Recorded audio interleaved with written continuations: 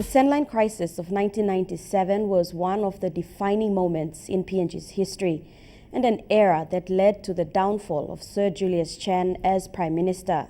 This next segment takes us back to how PNG dealt with mercenaries. In 1997, when Sir Julius Chan was Prime Minister, a mercenary organization called Sandline International was called into the country in the hope of putting an end to the Bougainville Revolutionary Army. The Sandline affair was a political scandal that became one of the defining moments in the history of Papua New Guinea, and particularly that of the conflict on Bougainville.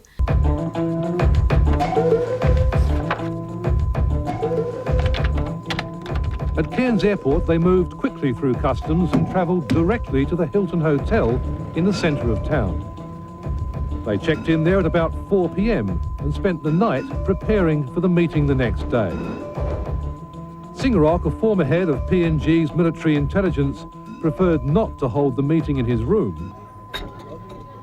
For the following 3 hours among the palm trees and over cups of coffee, Brigadier General Singarok worked on a strategy to retake Bougainville.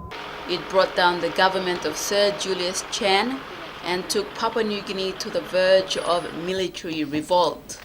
On the 25th of March 1997, during an inquiry that started on the 21st of March, that also caused 5 ministers to resign, the parliament defeated a motion calling on Chan to resign, 59 to 38 votes. I want an electrician in this country. We cannot continue like this.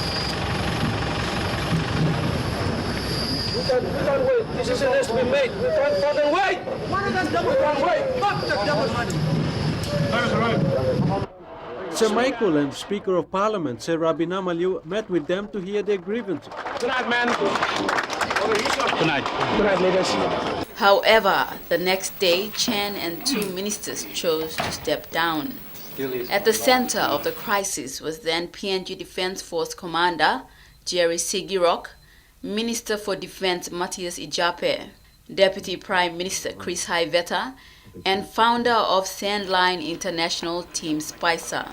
I'm not particularly concerned about my self-image. I don't have a problem with what I do. I don't have a problem with what my company does. We try and do things in a reasonable manner within our technical profession. We try and assist governments that need our help. And I think that's really all I would say about it. The Australian government sent emissaries to Port Moresby and threatened to withdraw financial aid altogether if the Sandline deal was not cancelled. When did the Australian government learn that the Sandline mercenaries had actually arrived in Papua New Guinea? That comes under the intelligence situation. Again, I think there was no public statement about from the Papua New Guinea government or Sandline of their arrival in Papua New Guinea, and I'd rather not comment on that. Well, let me put it another way. Was it a case that, as was reported in the press, that their arrival was not confirmed until Mr. Downer's aircraft taxied up alongside the Russian transport aircraft at Jackson Airport? That might be right. That's because I don't remember the exact time I learnt about the mercenaries being on the ground. I mean, I certainly learnt during the course of that visit that these people, I think it was during the course of that visit, that these people were in Wewak. But I can't honestly recall off the top of my head the exact moment when I learnt that they were on the ground. Make way for me. So you want to make your statement now, sir? It might be easier if you make it now. Can we get some comment from you? I must be unhappy with that result. On the 21st of March, all Sandline's personnel, with the exception of Team Piksa, who remained to give evidence to the inquiry, were withdrawn. Sir Julius Chan was defeated in the national election in June 1997 and was succeeded as Prime Minister by Bill Skate on the 22nd of July 1997. I've been very, very honored by their trust. However, they have opted for a change and I wish them well. I am a son of the Matanai and will always remain so. He remained out of Parliament for 10 years until winning the New Ireland provincial seats in the June-July 2007 election. And 15 years later, he reflects on the events that led to his downfall as Prime Minister. No, I want to clarify one thing, that the Deputy Prime Minister now continue to put forward fakely to the people of this country. Sandline never went to Bougainville, never intended to kill our own citizen, and it was a very clear direction from me and the cabinet that Sandline will not be allowed to shoot any of Papua New Guinea citizens. They will only react in self-defense. And at all relevant time, the commander of the defense force, Jerry Singarov, who accused me of so many things, but you remember since then he publicly apologized, right? And therefore, he, by virtue of that, accepted all these allegations to be false. And now Belnanama is raising as if I've got this Sandline to go and kill all the Bougainvilleans. I think that was a success story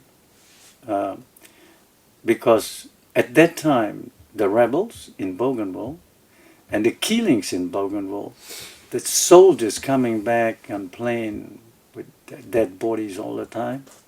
They were caught in Panguna. We can't get out.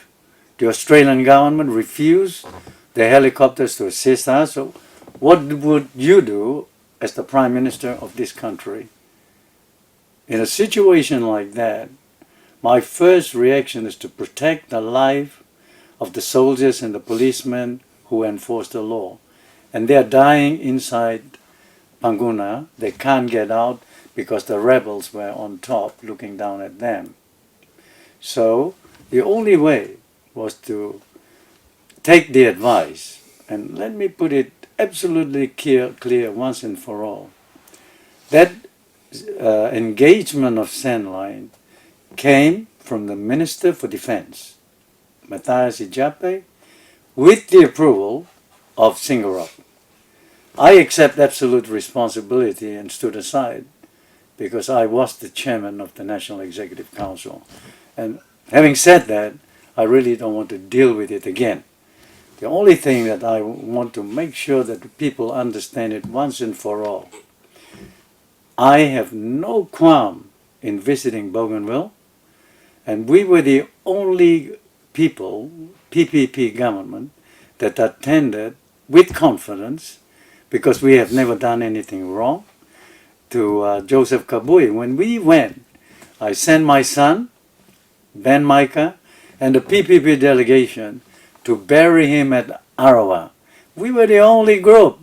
If I've committed offense against the Bougainvilleans, I would never go. Kabui made the first reconciliation, came to Kavieng at his own initiative to apologize to us. And then I went with New Ireland to Bougainville. So, in short, I am a friend of Bougainville. I invited Mormons to visit New Ireland. I've always been friends of Bougainville. In fact, I know more about Bougainville than any other members of this parliament, including Bougainvilleans themselves. During the negotiation phase after the 2007 election, Sir Julius Chen was nominated for the position of Prime Minister with the backing of Sir Mekere Marauta and Bart Philemon. However, Speaker Geoffrey Nape rejected Chen's nomination as candidate.